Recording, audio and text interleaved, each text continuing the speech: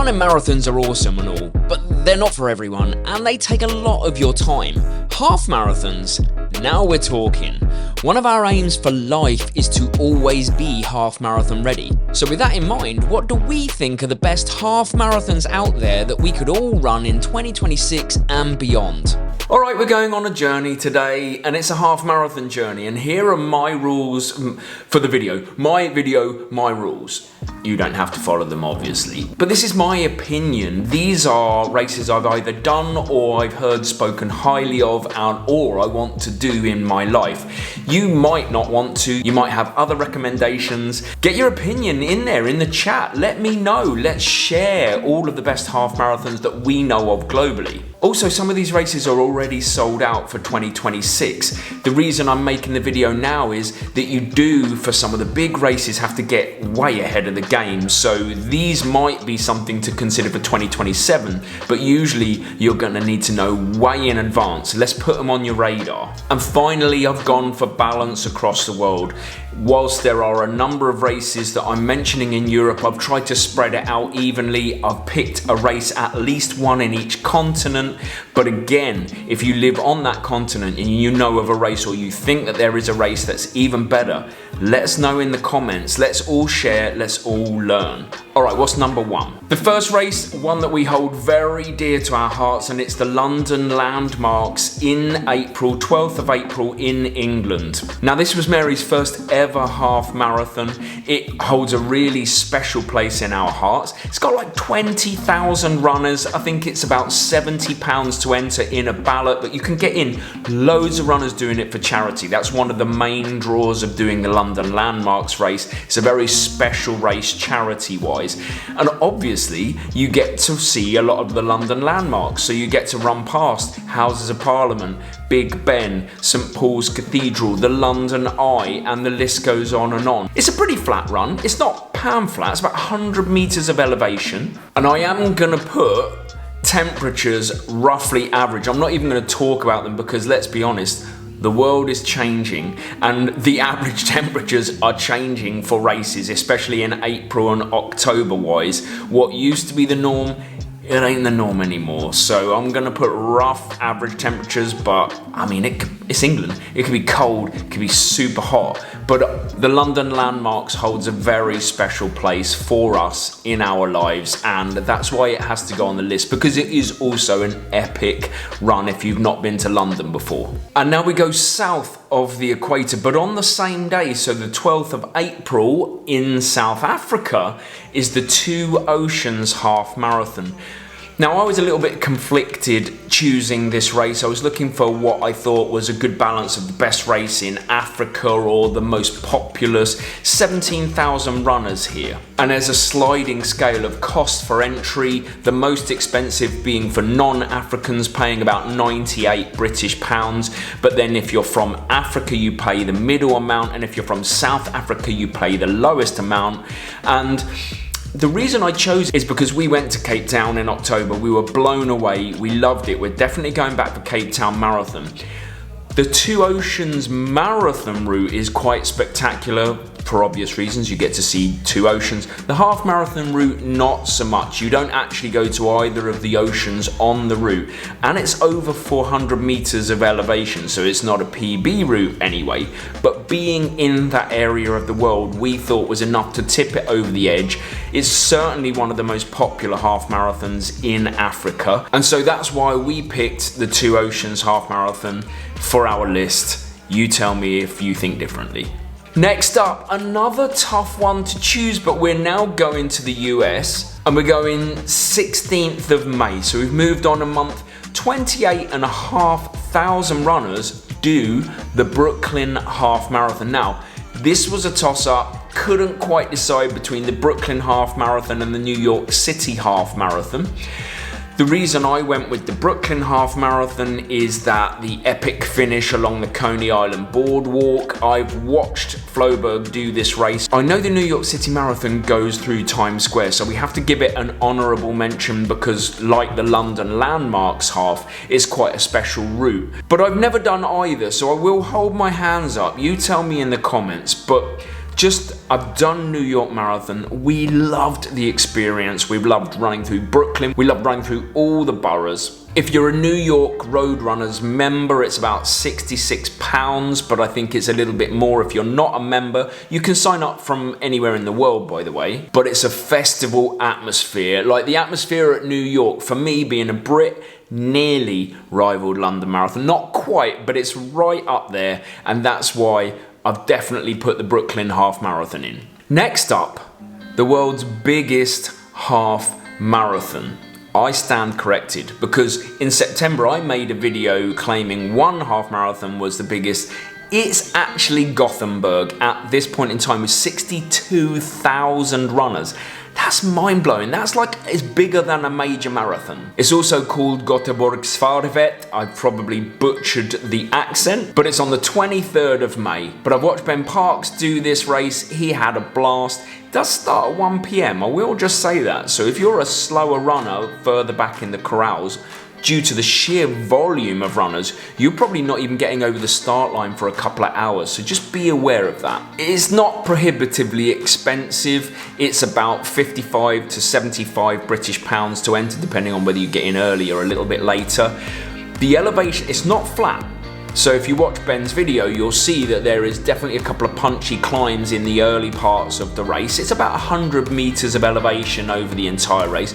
So while it's not flat, it's also not a super hilly course, but it is an electric atmosphere. And how can you have to put the world's biggest half marathon in this list? Like, it would be silly not to. So Gothenburg Half Marathon on the 23rd of May, in you go. Next, alright, this is a few races, a few half marathons.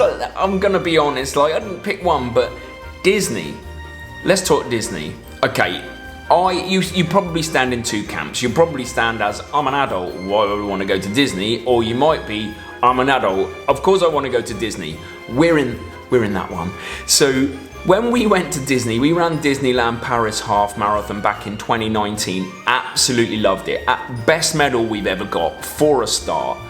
Problem is, entry is tough, sells out quickly, and also cost is punchy. Now, you can do Disneyland Paris, California has a half marathon, Florida has a couple of times in the year when there's a half marathon, and I believe Hong Kong has a 10k. But cost of entry for a half marathon is anywhere from £185. That's way more than most. They are usually flat courses. You're not usually there for a PB, although it is possible if you're up near the front.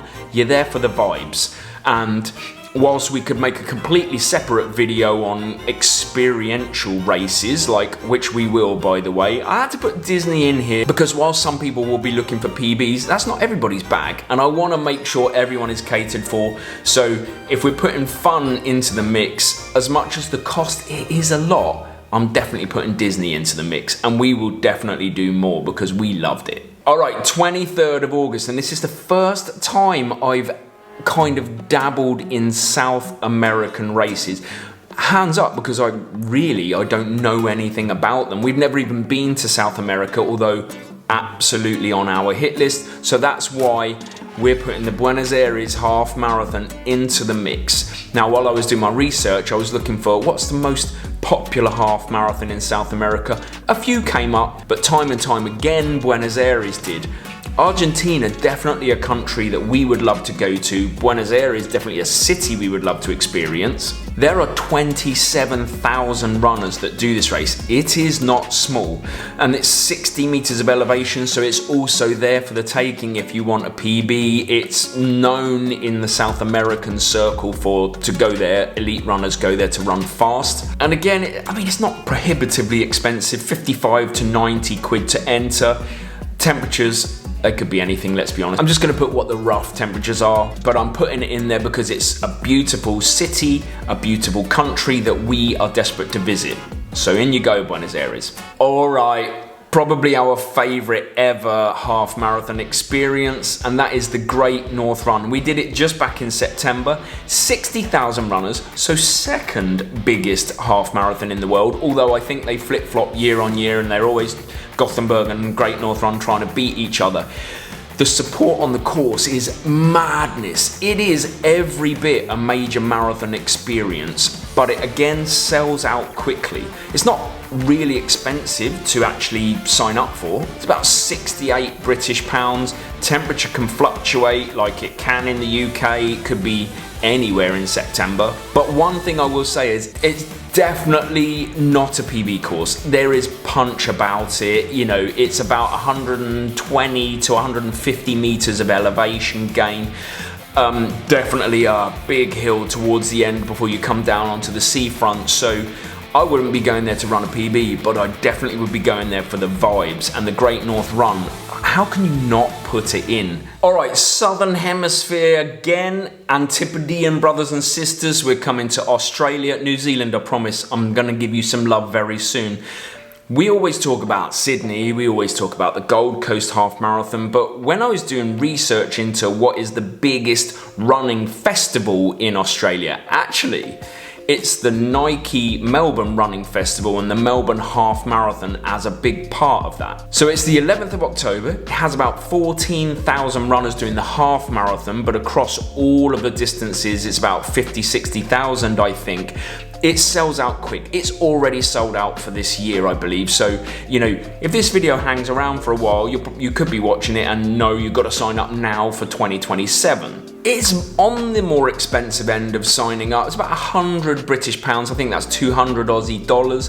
But here's what's cool. Melbourne's a great city, and you finish the race in the MCG, which is like Valhalla for most Australians, especially if you love cricket or Aussie rules and stuff like that. It's the Melbourne Cricket Ground. We've been there. Like, it is a place of very special history. It's not flat, but it's not hilly, about 110 meters of elevation. And generally, I think we've got to give a different city in Australia some love. So this time, the Melbourne Half Marathon, that's going in there. But remember, you're going to have to get way ahead of the game if you want to be running here. Okay, last two. This is probably recognized as the fastest half marathon out there, Valencia.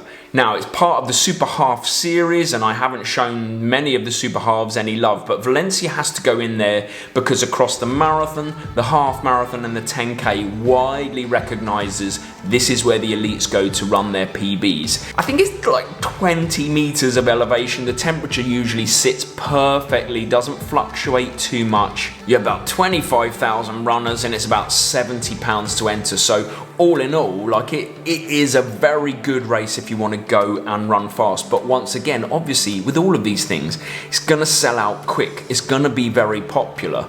But I've heard nothing but good things from people that run Valencia for the very reasons that I mentioned. If you want to go and if you want to run fast, this is the place to do it, and it's why it definitely has to go in here. It is a performance course, not particularly scenic, but particularly fast. And finally, I'm coming to my home country that I now live in anyway, Thailand. And I want to throw into the mix the amazing Thailand half marathon. Now, is it scenic? No, not really. Is it cool and PB worthy? No, not really, but I'll tell you why I've put it in there. Eliud Kipchoge in 2026 will be running here, and it will be his third year of doing so. Last year I completely blew up my own 10K so I could run with Eliud, and it was one of the most unbelievable experiences of my life. I actually waved at him and told him I loved him, and he waved back at me. This is look, watch this, a defining moment in my life. It is probably the biggest running event across all distances that they have here in Thailand. I think Buriram Marathon is probably the biggest marathon, but here about 20,000 runners doing the half marathon, but you also have a 10K, 5K and marathon option. Only problem with this one is that the half marathon starts at 2 a.m.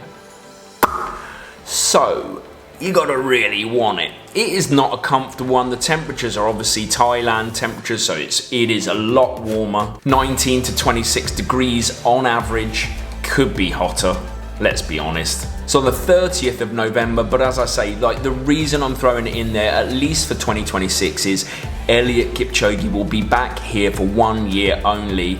And if you want to even see the GOAT of endurance running or marathon running, let's say, then For me, amazing Thailand, you got to experience it. And I had to get a race in there from Asia, right? Okay, notable mentions. I didn't put in the Houston half. We know that's flat and fast. Rory Linkletter, well done, mate. Just ran a Canadian national record half marathon. That's insane. Also, the Copenhagen half marathon, very popular, very flat and fast. Didn't get in. The remainder of the super halves, so I don't know if you know, but they've kind of created 6 races like the World Marathon Majors that you can collect medals and run the super halves. So Copenhagen and Valencia are part of it, but I didn't put in Lisbon, Prague, Berlin or Cardiff. Also, popular options will sell out fast, so notable mentions go to them. Now it's your time to jump into the comments and tell me how wrong I was or how right I was, but play nice. And if you like this video, maybe you're going to like this video, which I think is the best non-major marathons that you could run. And again, share your opinions there. And let me ask you a favor. If you're not subscribed, please consider doing so. It helps us get out and reach and help more people. And I hope you enjoyed my opinions. I'll see you on Wednesday. A lot of exciting stuff to come, including Tokyo Marathon getting very real and close.